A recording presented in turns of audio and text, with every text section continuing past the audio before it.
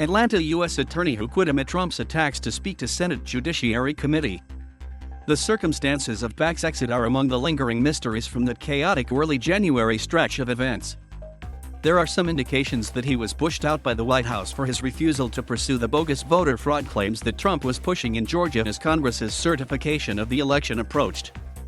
After PAC's surprise January 4 resignation, Trump replaced him with his U.S. attorney in Savannah, bypassing the normal chain of succession.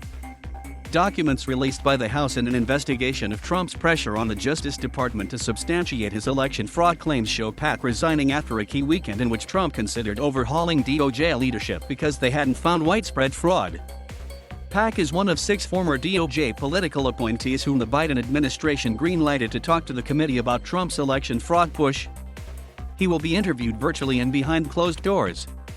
Trump's move to then tip his PAC's replacement Bobby Christine, another U.S. attorney in Georgia, further arose suspicions about why PAC had resigned. Days earlier, Trump seemed to refer to PAC as a never-Trumper on his infamous January 2 call with Georgia's Secretary of State Brad Raffensperger. Before his immediate resignation on January 4, PAC had told associates he had planned to stay on until the inauguration.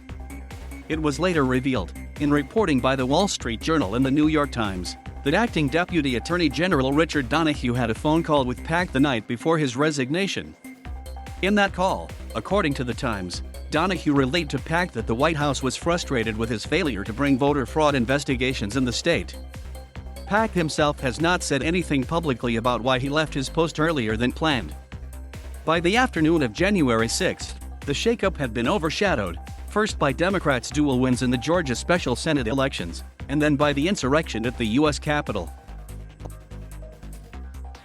Days later, Christine, in a private call with the Atlanta's office staff, told them that there's just nothing to the election issues the office was looking into, according to the Atlanta Journal-Constitution. A probe into Trump's election reversal crusade picks up speed.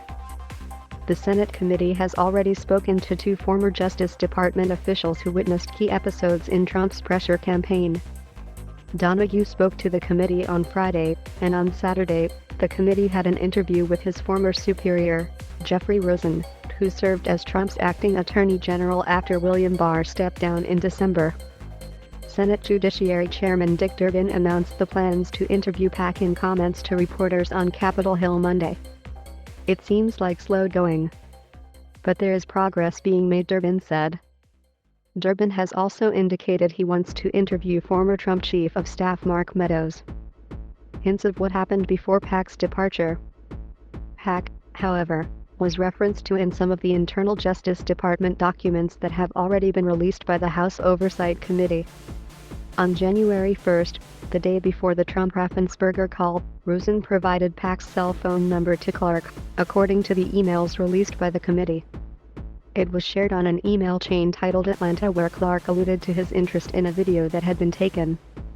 On January 3, the night of that Donahue and PAC reportedly spoke on the phone, Donahue emailed PAC with the request that he please call ASAP. Up until the dramatic early January episode, PAC had attracted little spotlight in his tenure leading Atlanta's U.S. Attorney's Office. Before a stint as a Republican member of Georgia's House of Representatives, he had also worked as an assistant U.S. attorney in the Atlanta office. He had reputation in Georgia's legal circles as being a straight shooter. In addition to the formal resignation letters he submitted and the internal departure announcement to the Atlanta U.S. Attorney's Office, PAC also sent an email to his fellow U.S. attorneys on January 4, according to the documents released by House Oversight.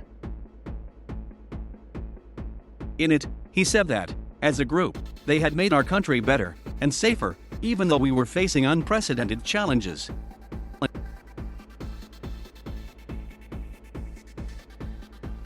Thank you for watching. Please subscribe